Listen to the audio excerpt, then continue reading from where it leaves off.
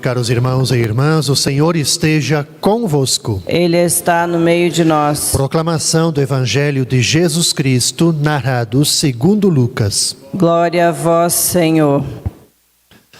Naquele tempo, a mãe e os irmãos de Jesus aproximaram-se, mas não podiam chegar perto dele por causa da multidão. Então anunciaram a Jesus: tua mãe e teus irmãos estão aí fora e querem te ver. Jesus respondeu: minha mãe e meus irmãos são aqueles que ouvem a palavra de Deus e a põem em prática. São para nós, irmãos e irmãs, palavras de salvação. Glória a vós, Senhor. Podemos sentar um instante. Ao modo jesuítico, eu vou hoje partilhar 3 pontos. Primeiro, do que celebramos na igreja, esses mártires da Igreja da Coreia. A Igreja da Coreia hoje ela está em festa, com os mártires, o André Kim. E tem algo de muito especial, um horizonte muito importante para nós. Eu conversava com o Frei Donald, hoje, ele falava que a Igreja da Coreia é uma das igrejas que mais cresce em termos de cristianismo e catolicismo na região. Exatamente tem a ver com o que celebramos hoje. Porque se de um lado nós celebramos o martírio de um padre, nós celebramos o martírio de muitos leigos da Coreia. E aqui tem a ver o dinamismo da Igreja da Coreia. O Donald, em tom de brincadeira, hoje o Frei Donald, ele diz assim: a Igreja da Coreia vai bem apesar dos padres, Mas isso é em tom de brincadeira para enfatizar exatamente isso, o papel, a força que os cristãos leigos tiveram em dinamizar a fé cristã católica na Coreia. Uma igreja que muito perseguida, por causa do regime, mas que esses cristãos católicos, os leigos convertidos ao catolicismo, ao cristianismo, assim, não se deixaram intimidar pelas perseguições. E eles assim, dinamizaram de tal modo e fortaleceram a organização das comunidades a partir de leigos e leigas, porque também o padre, o bispo, ele era muito perseguido na época, Então, assim, a forma que havia de você matar com o cristianismo, com o catolicismo, você impede do padre chegar, você impede do bispo chegar no território. Então, os leigos, eles tiveram essa grande incumbência de dinamizar, de organizar o serviço da catequese, o serviço da liturgia, não tendo a celebração eucarística, a partir da celebração da palavra.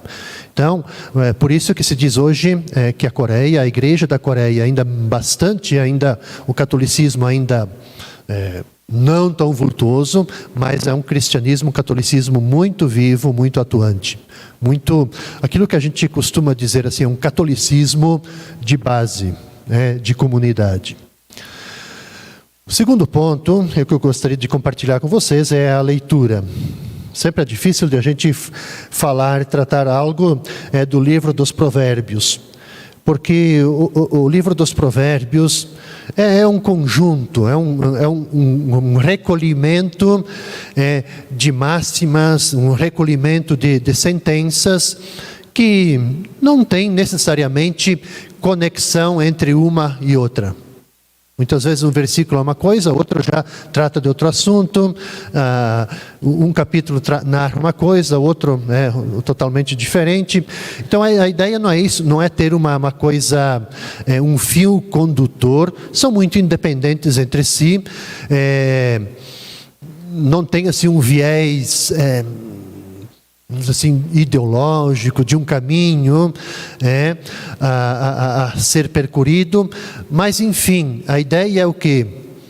É recolher esses conjuntos de sentenças e de máximas que faziam parte das tradições e que foram recolhidas assim, das várias gerações de Israel.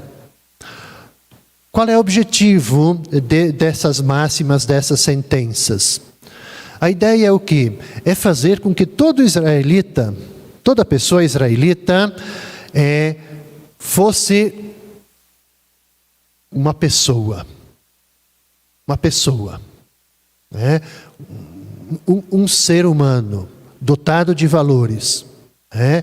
Forte, senhor de si, uma pessoa livre, trabalhador, uma pessoa hábil, uma pessoa leal. Veja que ainda não é um retrato de uma pessoa evangélica, vamos dizer assim. Mas, aqui que está a riqueza. Mas é a base para a pessoa ser. Por quê? Por que eu digo isso? Porque a gente não se torna cristão. Nós não nos tornamos discípulos sem antes sermos pessoas. Sem antes nós termos os valores, base, a lealdade, assim, sermos pessoas de fato Senhor de nós, livres, com o nosso interior livre. Então, isso, a preocupação dos provérbios é isso. É ajudar a formar a base do ser humano. Para que aí sim, tendo uma base forte, um alicerce, ele possa sim, depois ser um seguidor da fé. No caso, pulando para o Novo Testamento, um seguidor de Jesus Cristo. Então, esta é a riqueza, Então, é bom a gente ter essa intencionalidade, porque às vezes a gente lê o livro dos provérbios, e às vezes muitos provérbios são bastante secos. E que podem, quem sabe, num primeiro olhar, numa primeira leitura, possa deixar a gente até meio que desiludidos, Ora, a gente se pergunta, qual é o valor que esses provérbios têm para nós hoje? Mesmo escrito há tanto tempo atrás, nós temos muitos desses provérbios que eles são importantes, eles continuam atuais. Porque veja, nesse trechinho de hoje, desse capítulo 21, ele sugere, nessa base do alicerce da construção da pessoa, do ser humano, ele sugere virtudes, sugere valores. Por exemplo, não se vangloriar, Não se vangloriar de si mesmo, nem da própria retidão. O convite para a gente praticar a justiça, o convite para a gente praticar a humildade, o convite para a gente não ser mentiroso, não sermos violentos nas nossas relações, nos negócios, de a gente não fechar os nossos ouvidos. Veja, essa parte finalzinha, também é muito forte, de a gente não fechar os ouvidos ao grito, ao clamor dos pobres.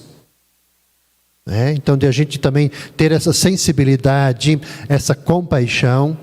E é muito importante que se diga que na Bíblia sempre o grito, o grito do pobre, ele é sempre dirigido a Deus. Então, escutar esse grito do pobre é a gente escutar, a gente acolher, a gente se compadecer. E a gente fazer algo é a gente responder também em nome do próprio Deus. É isso que a leitura de hoje ela nos chama atenção. E o terceiro ponto, ele vem do Evangelho. Evangelho, um trechinho curtíssimo, né, de 3 versículos, que nos chama a atenção para essa questão da família. Quem é a família de Jesus? Ao mesmo tempo que é um evangelho super curto, 3 versículos, é um trecho que tem assim, uma profundidade grande. Tem uma fineza. Aqui, Jesus não está criando polêmica em relação à sua família. Mas Jesus ele quer nos mostrar exatamente, ampliar o nosso conceito de família. Uma coisa é a nossa família de sangue, mas a outra é essa grande família que nós formamos aqui, a família da fé. E para a gente não se esquecer disso, Então, se no fundo, quando Jesus dá essa resposta, Jesus não está sendo desrespeitoso para com a sua mãe, com seus familiares.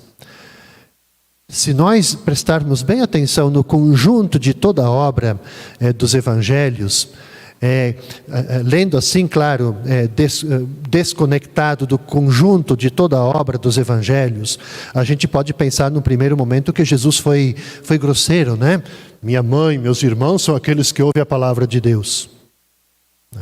Parece que Jesus está indiferente para com a mãe, para com seus irmãos.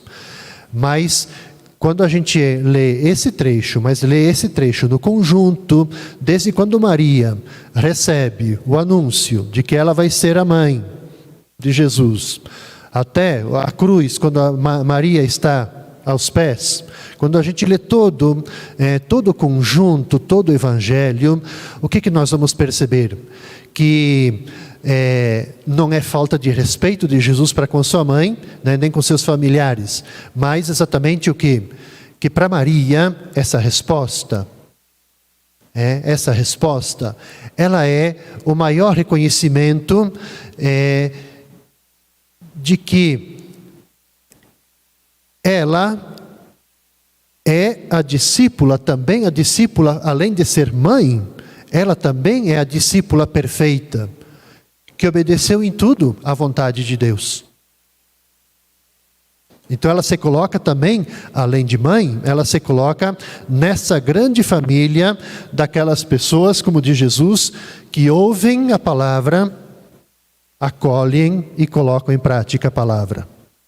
Então, lida nessa perspectiva, não é uma grosseria, mas a gente pode até dizer um elogio que Jesus faz. Isso é bom para nós também, no sentido de que quando a gente, nós nos olharmos uns aos outros, estamos aqui, quer dizer, a gente se percebe exatamente nessa perspectiva de Jesus. Nós formamos essa grande família na fé. Se não fosse pela fé, nós não nos encontraríamos aqui. Nós talvez nem nos conheceríamos.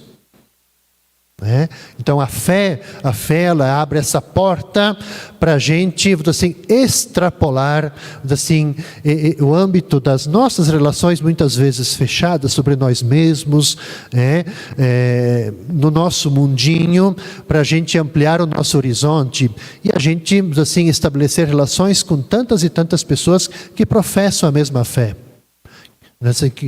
que caminham juntos. Como discípulos e discípulas de Jesus.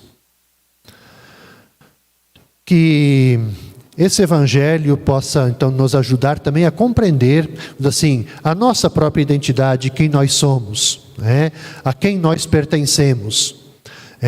De a gente, a partir desse apelo de Jesus, de quem é a família dele, aqueles que ouvem a palavra de Deus e as colocam em prática, acho que é um grande chamado para nós. Estamos já na metade, passando da metade, indo para o final do mês da Bíblia, é novamente um apelo que Jesus faz para todos nós, de a gente de fato ler, eu volto a dizer de novo aqui, isso que está aqui, a Bíblia, o altar organizado não é só para bonito, mas é para nós nos lembrarmos de a gente acessar a palavra de Deus, de a gente ler, de a gente ouvir, de a gente meditar essa palavra e a gente no nosso cotidiano procurar colocá-la em prática. Para a gente também sair no nosso mundo, de nós sairmos fortalecidos na nossa fé, de a gente fortalecer também esses nossos laços de fé entre todos nós, esses laços que nos unem. Que Deus nos ajude, que a palavra de Deus também nos ilumine. Assim seja. Assim seja. Seguimos, irmãos e irmãs, a nossa celebração.